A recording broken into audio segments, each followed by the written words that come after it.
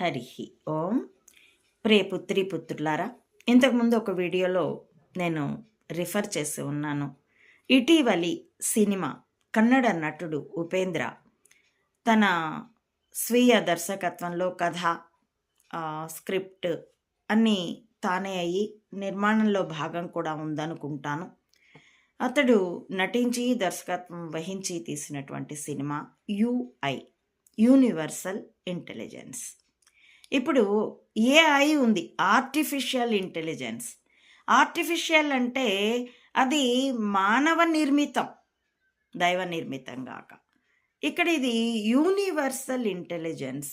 ఈ సినిమా నాకు మా స్పయింగ్ మర్మభాష రీత్యా కూడాను నాకు చాలా ఆసక్తికరంగా అనిపించింది. అలా అని ఈ స్పయింగ్ భాష అతడు తెలిసి ఉపయోగించాడనో మరొకటనో నేనేమి అనడం లేదండి. అతడికి యాదృచ్ఛికంగా తన ఊహలు తాను ప్రజెంట్ చేసి ఉండొచ్చు. నా ఊహకి నాకు ఆ సినిమా నా కోణంలో నాకు కనిపించి ఉండొచ్చు. కాబట్టి నా ఈ వీడియోలో నేను సదరు నిర్మాత, దర్శకుడు, నటుడు అయిన ఉపేంద్రకి ఏ విధమైనటువంటి నిమిత్తము నేను చెప్పడం లేదండి. ఇది దృష్టిలో పెట్టుకునే నా వీడియో మీరు పరిశీలించవలసిందిగా అడుగుతున్నాను. ఆ సినిమా పేర్లే నాకు చాలా ఎగ్జైటింగ్గా అనిపించాయండి. ఎందుకంటే కంప్లీట్గా మెదళ్లే బొమ్మ, తెర మీద అన్నీ మెదళ్లే ఉన్నాయి.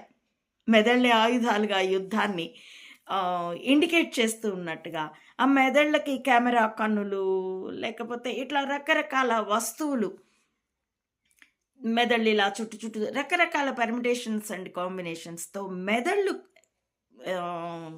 హైలైట్ చేస్తూ, ఫేడింగ్ చేస్తూ దాన్ని ఇంకా ఫోకస్ చేయడం